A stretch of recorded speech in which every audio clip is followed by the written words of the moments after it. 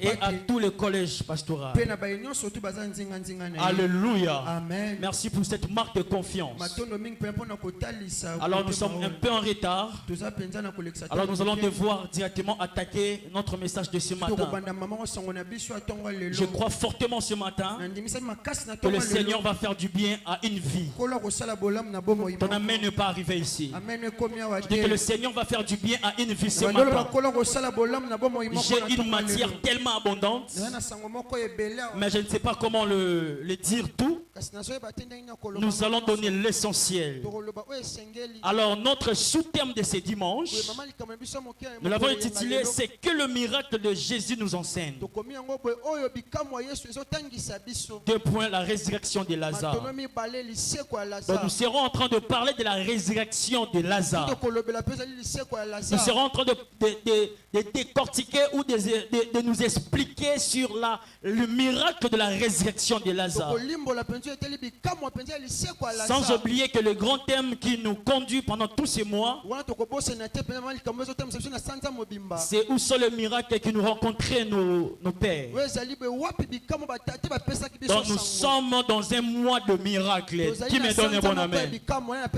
Alors nous sommes en train de faire la continuité. Nous parlerons du miracle.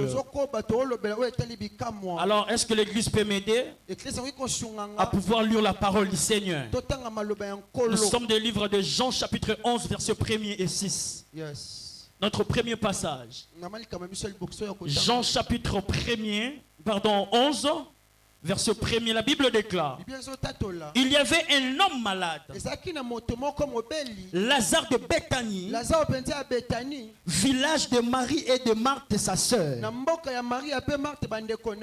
C'était cette Marie qui oignit le parfum le Seigneur,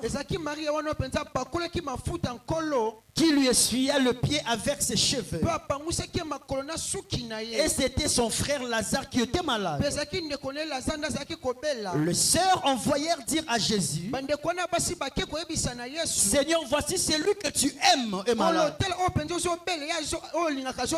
Jésus, après avoir attendu cela, il dit: cette maladie n'est point à la mort, mais elle est pour la gloire de Dieu, afin que le Fils de Dieu soit glorifié par elle. Or Jésus aimait Marthe et sa sœur et Lazare. Alors donc il lui prit que Lazare était malade. Il lui resta 2 jours encore dans le lieu où il était. Nous allons lire directement le verset 14. La Bible déclare: alors Jésus leur dit ouvertement: Lazare est mort. Nous allons partir dans Jean 12 directement. Jean 12 verset 9. La Bible déclare: une grande multitude de Juifs apprit que Jésus était à Béthanie, et ils y vinrent, non pas seulement à cause de lui, non pas seulement à cause de Jésus qu'ils sont venus, mais la Bible déclare, mais aussi pour voir Lazare qui était ressuscité de mort. Le principal sacrificateur délibère de faire mourir aussi Lazare. Parce que beaucoup de Juifs s'est retiré à cause de Lazare et croyaient en Jésus. Jusqu'à 11, parole du Seigneur. On peut acclamer la parole ici pour nous rasseoir. Alléluia. Amen. Frères et sœurs, ici nous sommes dans un contexte du plus grand miracle du ministère de Jésus. J'aimerais demander ton attention, une attention soutenue, pendant quelques minutes seulement. Et je sais que le Seigneur te fera grâce de retenir quelque chose. Ici nous sommes en train de parler de miracle. Le plus grand miracle que je peux dire dans le ministère de Jésus, où Jésus opère le miracle, c'est la résurrection de Lazare. Frères et sœurs, Église de Dieu, Jésus-Christ, c'est un homme de signes, un homme de miracles et des actions surnaturelles. Des actions surnaturelles qui dépassent l'entendement humain. Lorsque nous lisons les évangiles de Jean, lorsque tu fais une étude minutieuse de l'évangile de Jean, vous allez vous rendre compte que Jésus a opéré plusieurs miracles. Jésus a opéré plus de miracles que des enseignements. Alors nous allons comprendre qu'il y a des grandes raisons pour lesquelles Jésus a opéré plus de miracles dans son ministère. La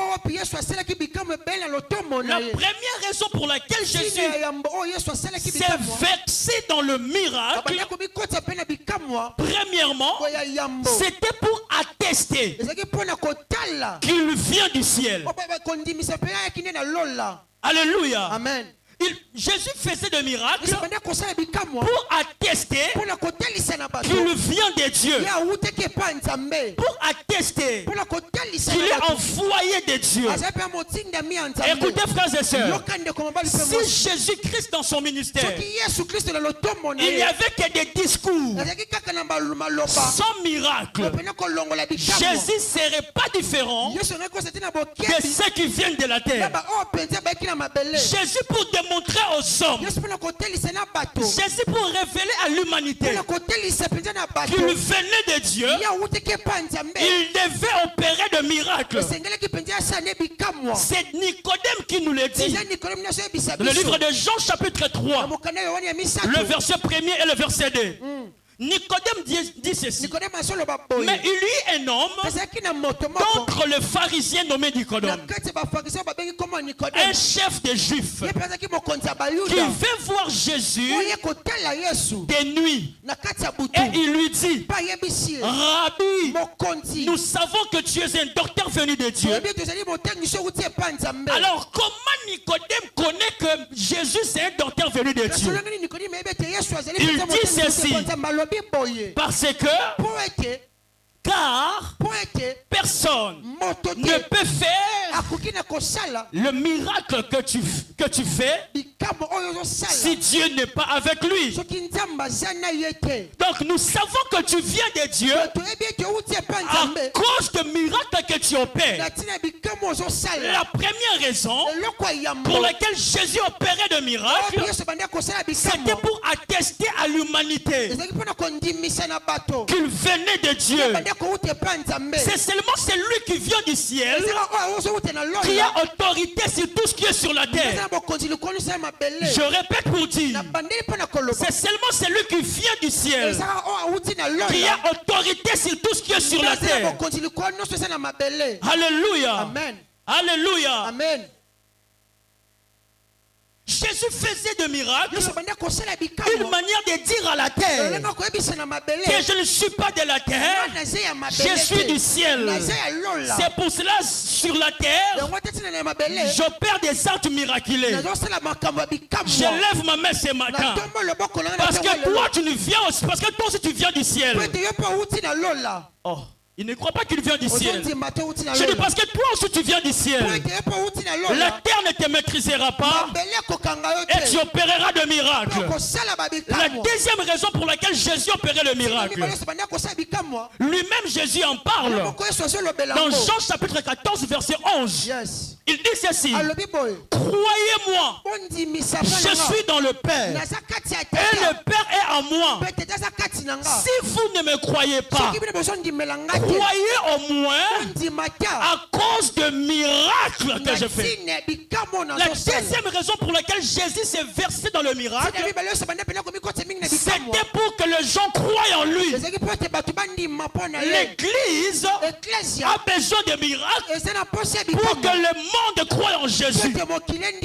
Jésus lui-même a dit ça. Si vous ne croyez pas ce que j'ai dit, croyez au moins au miracle que je suis en train d'opérer. Alléluia. Amen. Alléluia. Amen. Donc le miracle était fait donc pour susciter la foi en Jésus. Frères et sœurs, nous l'avons vu en ces lieux. Nous avons vécu de miracles en ces lieux. D'autres l'ont vu dans leur vie personnelle. Notre Dieu, c'est un Dieu de miracles. Notre Dieu, c'est un Dieu qui opère le miracle. Jésus-Christ est le même. Hier, aujourd'hui, éternellement. Frères et sœurs, être chrétien, c'est croire au miracle. Être chrétien, j'insiste, c'est croire au surnaturel. La chrétiennité en elle-même n'est pas naturelle. Le fait que tu es chrétien n'est pas naturel. Comment expliquer? Parce que je suis entré dans l'eau et je suis ressorti. Mais je crois que ma ancienne vie est restée là-bas. Et tous mes péchés sont pardonnés. Comment croire à cela? Ça, c'est un miracle. Même tel que tu es là, la vie chrétienne, c'est un miracle. Bon, amen. Alléluia. N'est pas naturel la vie chrétienne. La vie chrétienne n'est pas biologique. La vie chrétienne est de l'ordre de miracle. Jésus est en train de dire ceci. Jean chapitre 14 verset 23. C'est lui qui croit en moi. Le Père et moi, nous viendrons habiter en lui. Ça, ce n'est pas naturel. Comment expliquer? Le créateur de l'humanité, c'est lui à qui le ciel ne peut le contenir. Le ciel son trône, la terre son marchepied. Habiter en toi. Ça, c'est pas biologique. On ne peut jamais prétendre être chrétien et ne pas croire au miracle. Parce que des fois, les choses que nous déclarons, c'est déjà des miracles. Tel que tu es là, tu crois que tu portes Dieu en toi. Comment expliquer? Un homme si minime comme moi, porter un grand Dieu, ça c'est pas naturel. Alléluia. Même les fondements de notre doctrine chrétienne est de l'ordre de miracle, et de l'ordre du surnaturel. Croire en Jésus, c'est croire au miracle. N'est-ce pas que nous croyons à la doctrine de l'enlèvement? Qui croit à l'enlèvement, c'est lieu? Qui croit à l'enlèvement, c'est lieu? Mais j'aimerais t'informer que l'enlèvement, c'est un miracle. Oh, tu ne crois pas? Écoutez, comment tu peux croire qu'au dernier jour, au son de la trompette, les morts en Christ ressusciteront et nous les vivons? En un clin d'œil, nous serons transformés, nous serons changés et la mortalité va porter l'immortalité et nous allons monter dans les airs en défiant la loi de la pesanteur. Tel que tu es là, tu crois que tu monteras. Mais c'est le premier miracle que tu vas croire. Si tu crois à l'enlèvement, c'est que tu crois au miracle. Parce que même l'enlèvement n'est pas naturel.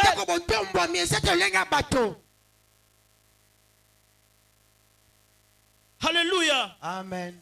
Ne pas croire au miracle, c'est bafouer la chrétienté. Ne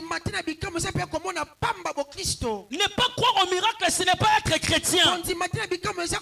Le vrai chrétien croit au miracle. Un vrai chrétien peut croire quelque chose en train de parler, l'argent peut sortir de ses poches.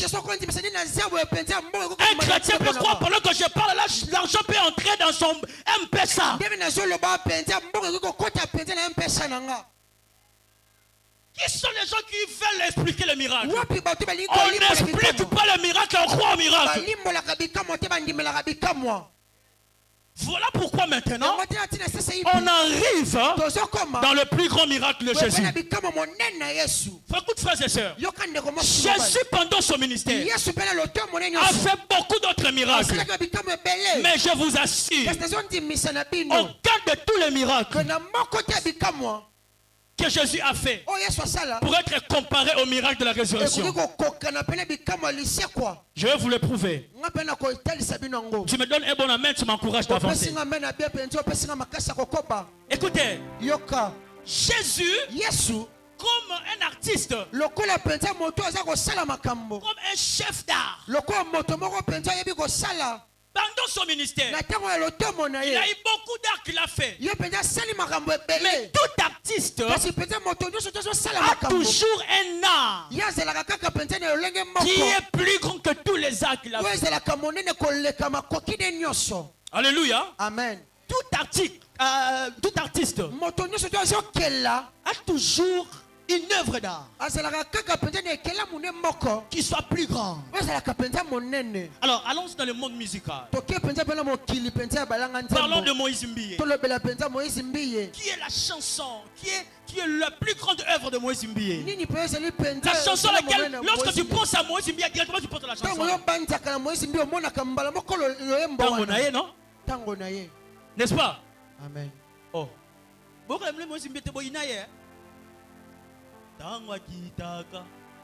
La chanson l'a cartonné. Les gens ont redécouvert encore Moïse Mbiye. Si on veut parler d'Atoms, c'est un rythme. C'est quel chant? Pas Atoms. Ceux qui ont été. Donc, mais il y a un et si on parle de prophète Ignace? Tu t'obéis, prophète Ignace? On a fini. Est-ce qu'on peut acclamer le Seigneur? Alléluia. Amen. Tout artiste a toujours un chant. Il peut chanter des chansons, mais il y a une chanson. Comme ma mère me dit toujours, tu as écrit beaucoup de chansons. Mais la chanson de là, la chanson là.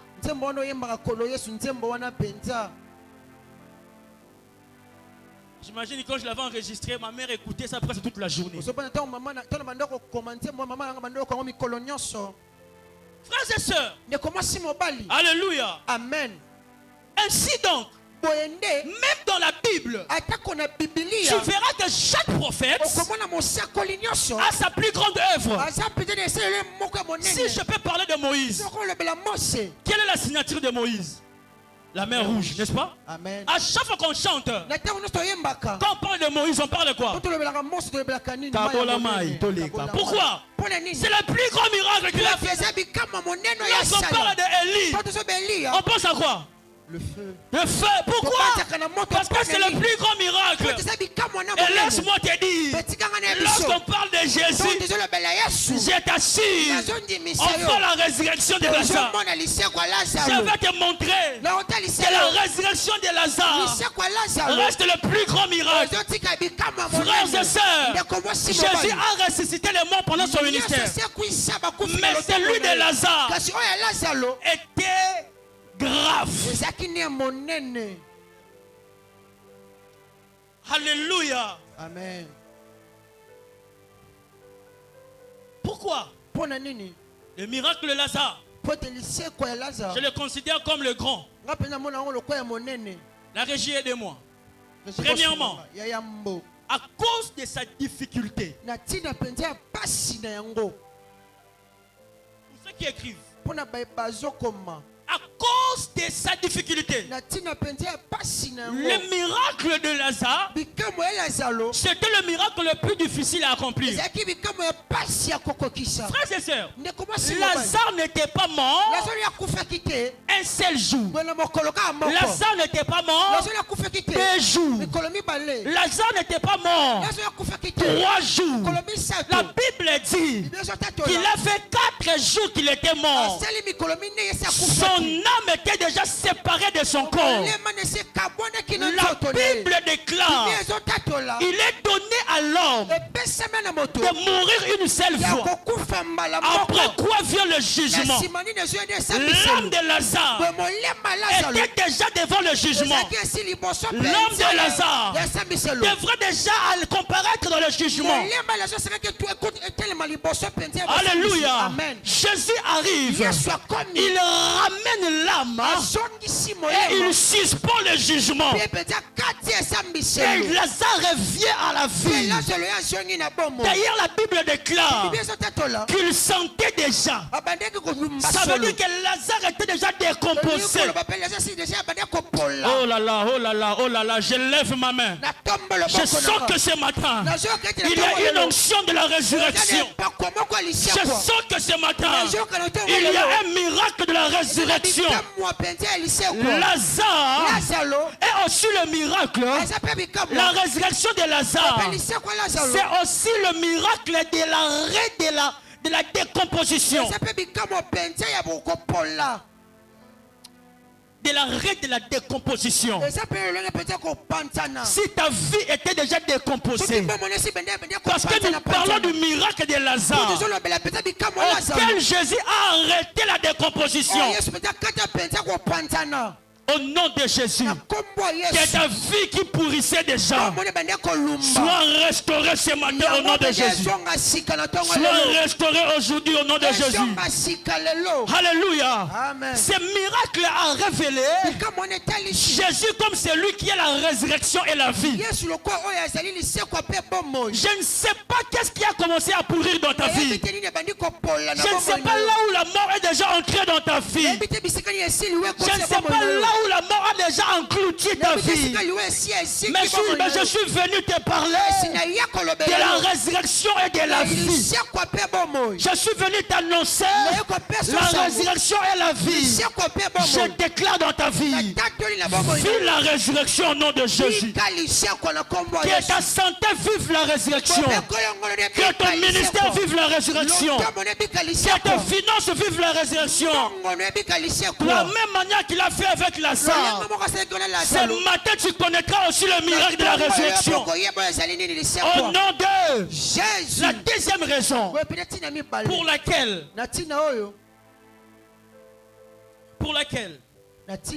c'est le plus gros miracle. C'est à cause de sa signification ou de son importance. Premièrement, parce que c'est le miracle de change. Le miracle de Lazare, c'était un miracle d'échange où Jésus s'est révélé comme celui qui devait donner sa vie et prendre notre mort. Jésus, dans la résurrection de Lazare, Lazare a pris la vie de Jésus et Jésus a pris la mort de Lazare. Tu vas le comprendre. Aussitôt où Jésus a opéré ce miracle, la Bible déclare, les Juifs se comportaient afin de les précipiter à la mort. Ce n'est qu'après ce miracle que Jésus a été tué. C'est son dernier miracle. Donc Jésus lui-même, en faisant ce miracle, il savait qu'il était en train de signer son arrêt de mort. Mais il n'a pas eu peur. Il a dit à Lazare, je te donne ma vie et moi je prends ta mort. Voilà pourquoi ce miracle révèle même la mission de Jésus sur la terre. C'est de nous donner sa vie et de prendre notre mort. Ce matin je déclare, là où il y avait la mort, Jésus le récupère et il te donne la vie. Est-ce qu'il y a des Lazare en ces lieux? Est-ce qu'il y a des Lazare en ces lieux? Je suis venu te dire, il y aura un miracle qui va s'opérer. Il y aura échange. Jésus va prendre ta mort et toi tu vas prendre sa vie. Voilà pourquoi il a été dit par Caïs. Il faut qu'un seul maire pour que le peuple soit sauvé. Voilà pourquoi j'ai dit que le miracle de Jésus, c'est un miracle d'échange. Jésus a donné sa vie.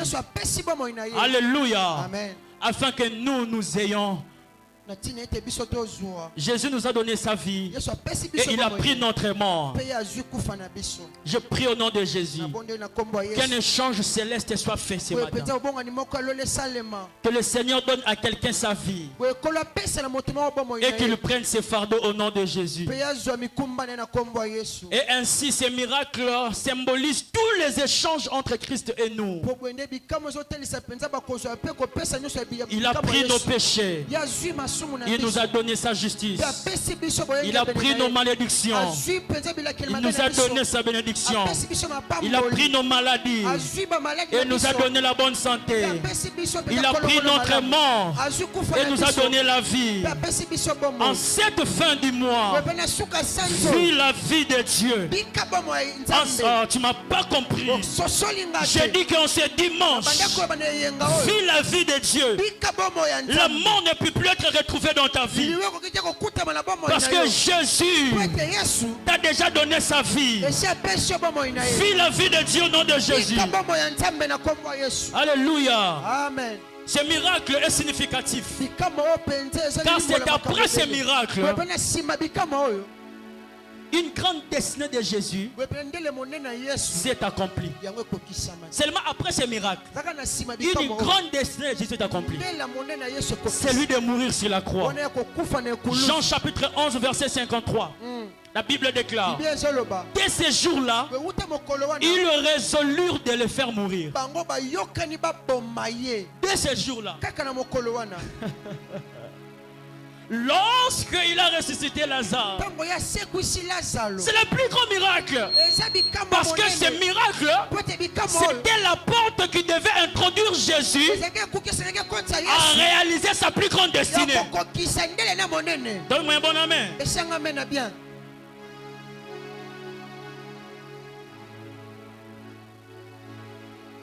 Voilà pourquoi Jésus lui-même en parle. Jean chapitre 11 verset 4. La Bible dit, il dit, cette maladie n'est point à la mort, mais elle est pour la gloire de Dieu, afin que le Fils de Dieu soit glorifié par elle. Donc Jésus savait ce qu'il va se passer dans le miracle de Lazare sera pour que le Fils de l'homme soit glorifié. J'avais posé une question dernièrement ici.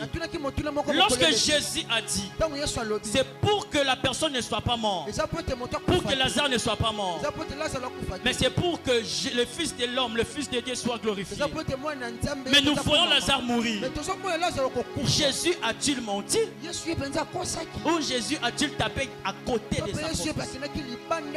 Mais je vous avais dit ceci pour ceux qui n'étaient pas là. Le problème c'est le pour. Le pour c'est le but. Jésus voulait dire ceci. La finalité, ce n'est pas la mort, c'est la glorification. Lorsque tu vois la mort entrer, comprends seulement que même la mort est dans le processus de la glorification. Veut dire que la mort ne sera pas la fin. Ah, si moi j'étais un disciple, je n'allais pas pleurer. Parce que j'allais dire. Ah, donc moi, bon, je vais prêcher. Amen. Ah, est-ce que je peux prêcher la parole? Merci Saint-Esprit. La Bible déclare ceci. Jésus prend la barque avec ses disciples. Écoutez bien la phrase de Jésus. Jésus dit ceci: allons de l'autre bord. Qu'est-ce qu'il a dit? Allons de l'autre bord. Ils ont pris la barque. Pendant leur voyage, la Bible déclare que la barque a commencé à bouger. La barque a commencé à bouger. Il y a eu le vent à gauche, à droite. Les disciples paniquaient. Ils commençaient à pleurer, à crier. Pendant ce temps-là, Jésus dormait. Pendant ce temps-là, Jésus dormait. Laisse-moi te dire, si moi j'étais les disciples dans ce jour-là, je n'allais pas paniquer. J'allais dormir comme Jésus. Parce qu'avant de traverser, Jésus n'avait pas dit nous allons périr. Il avait dit allons de l'autre bord. Même si sur le chemin il y a des vases marins, Jésus avait dit quoi? Allons de l'autre bord. Même si Lazare meurt, Jésus avait dit quoi? Ce n'est pas pour la mort, c'est pour la glorification. J'aimerais dire à quelqu'un, dans la tempête de ta vie, ne crie pas, ne réveille pas Jésus, dors comme Jésus.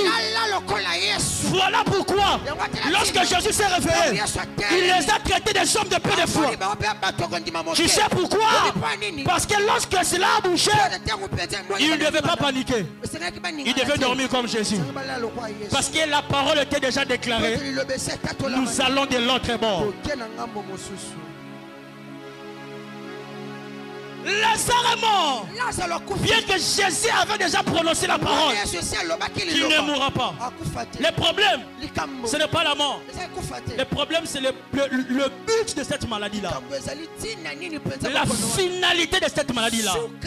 Je suis venu dire à quelqu'un ce matin, la finalité de ces problèmes-là, ce n'est pas pour t'engloutir. La finalité de ces problèmes-là, ce n'est pas pour te mettre par terre. Même si tu es en train de passer dans l'ordre de la vallée de l'ombre de la mort, même si tu es en train de passer tout près de la mort, je suis venu te dire, il avait dit allons de l'autre côté. Toi tu ne périras pas en chemin.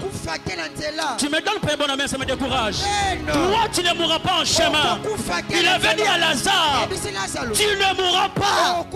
Crois-moi Marie, crois-moi Marthe, cette maladie n'est pas pour la gloire. Le but de cette maladie, c'est pour que le Fils de l'homme accomplisse sa plus grande destinée de la croix. J'aimerais dire à quelqu'un, le but de ces problèmes, c'est pour que le nom de Jésus soit atteint dans les nations au travers de toi. Je lève ma main ce matin. Je prie et je déclare, je décrète. Le problème que tu traverses deviendra ton témoignage. Deviendra ton témoignage. Le monde viendra à Jésus à cause de toi. À cause du miracle que toi tu vivras. Tu me donnes un bon amen que cela tombe sur ta vie. Tu me donnes un plus grand amen que cela tombe sur ta vie. Reçois le miracle financier. Reçois le miracle de mariage. Reçois le miracle des enfants. Ton témoignage attirera les gens vers Christ. Cette maladie, ce n'est pas pour la mort. Ces célibats-là, ce n'est pas pour la mort. C'est pour que les gens comprennent que notre Dieu peut prendre une rite dans un pays étranger, elle-même une étrangère, mais lui faire marier à un homme du ville au nom de Boaz et devenir l'ancêtre de Jésus. Le prolongement de ton célibat, c'est pour que le monde comprenne. Le prolongement de ta maladie, c'est pour que le monde témoigne. Ici, il y a un Dieu qui opère le miracle, qui n'a pas changé. Il est le même hier, aujourd'hui, éternellement.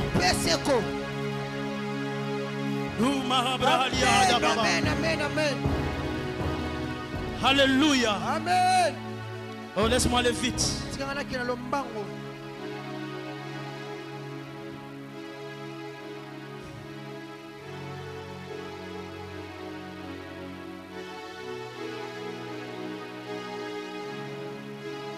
J'aimerais dire à quelqu'un, l'artiste Jésus est en train de préparer une très belle œuvre d'art dans ta vie. Dans 6 mois, dans 9 mois, le monde le constatera. Des fois, lorsqu'un artiste est en train de faire son art, les gens ne comprennent pas. Il prend une couleur, il jette comme ça, il prend l'autre, il colle là-bas. Tu te dis, mais il veut faire quoi? Tu dis quoi? Ah, donnez un peu de temps. Lorsqu'il va finir, quand tu comprendras, il voulait le dessiner cette fois. Je prie au nom de Jésus. Il y a une saison des étonnements qui va entrer. Donc si Dieu avait permis ça, d'après moi,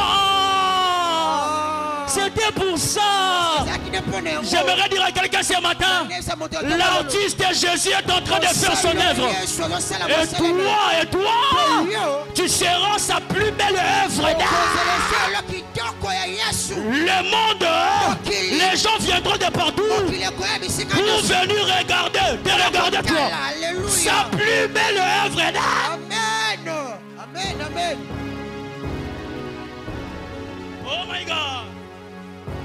Oh my God. Amen. Alléluia. Amen. Alors étudions comment Jésus a préparé ses miracles. Écris avec moi.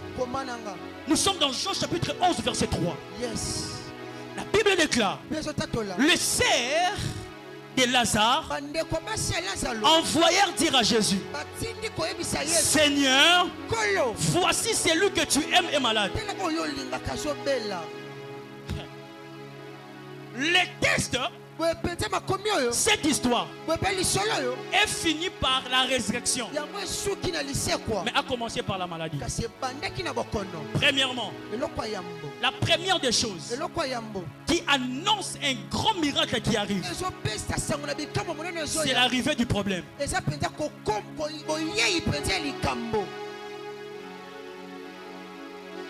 L'arrivée du problème.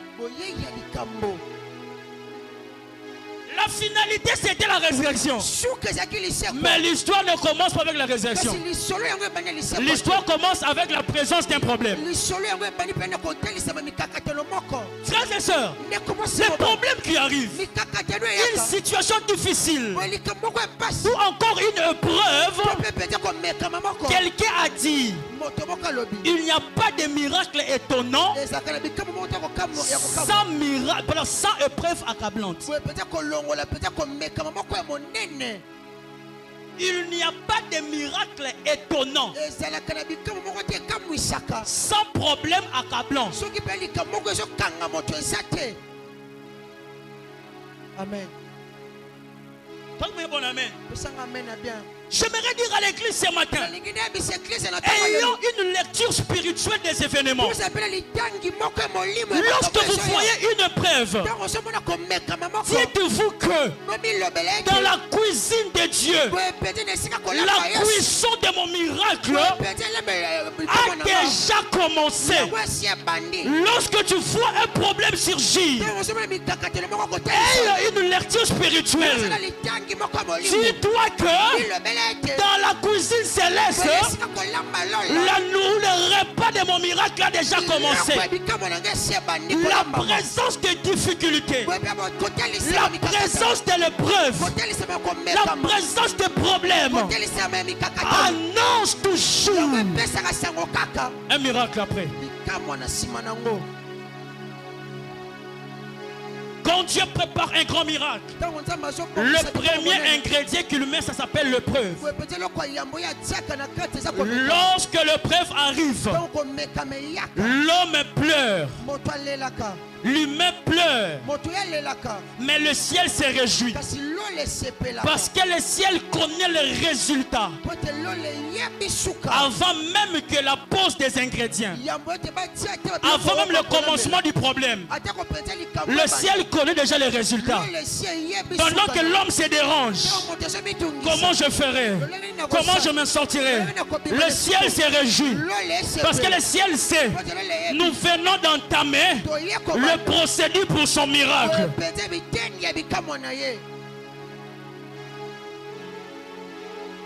Voilà pourquoi